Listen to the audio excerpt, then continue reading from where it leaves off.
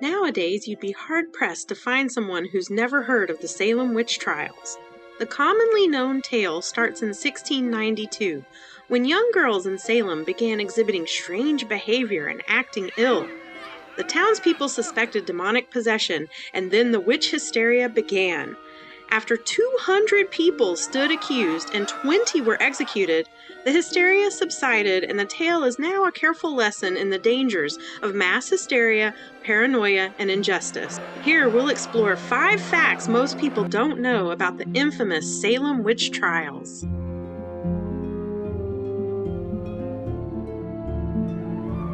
Now known as Danvers, this town was called Salem Village and is where the hysteria actually began back in March of 1692.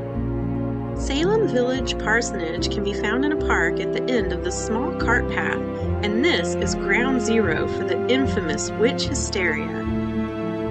It was the home of Samuel Parris, Salem Village's first ordained minister, and is now an archaeological site where only the foundations remain. It was here that his daughter Elizabeth and niece Abigail began having fits of wild behavior and visions, and subsequently blamed it on Parris's servant Tituba, along with neighbors Sarah Good and Sarah Osborne. Right around the corner from the parsonage, you'll find a marker for the site of the meeting house where many of the early witchcraft examinations took place, as well as a lovely memorial to the victims, complete with all their names and even some of their last words.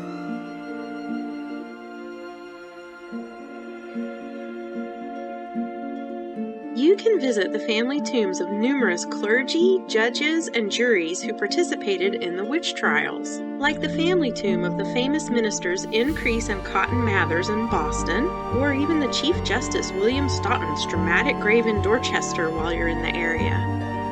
And here in Salem's Broad Street Cemetery, you can't forget the infamous Corwin family from the trials. George the High Sheriff and Judge Jonathan Corwin are interred here. But only one burial site is actually verified to contain remains of one of the victims, that of George Jacobs Sr.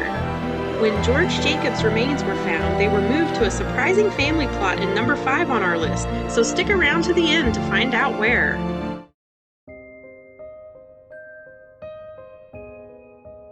While most of the executed were hanged, 5 died while in jail, but one was murdered in a much more gruesome way.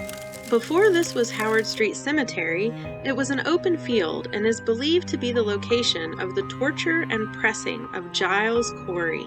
After being accused of witchcraft, he refused to enter his plea of guilty or even not guilty. For 3 days, he was tortured by having extremely heavy plates of rocks placed on top of him by Sheriff George Corwin in an attempt to induce his plea. This is the only known example of this kind of torture in American history, and sadly it led to his death at the end of the 3 days, but he never confessed.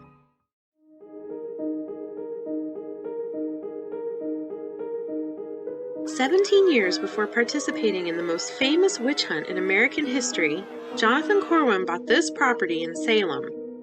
He lived here for 40 years, and the home stayed in the Corwin family until the mid-19th century. Some of the accused witches were interrogated here. Therefore, it is the only building located in Salem with any actual ties to the trials.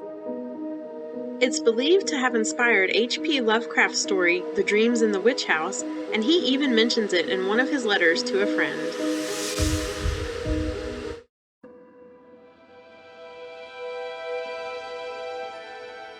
The Rebecca Nurse homestead still sits on a parcel of the original acreage.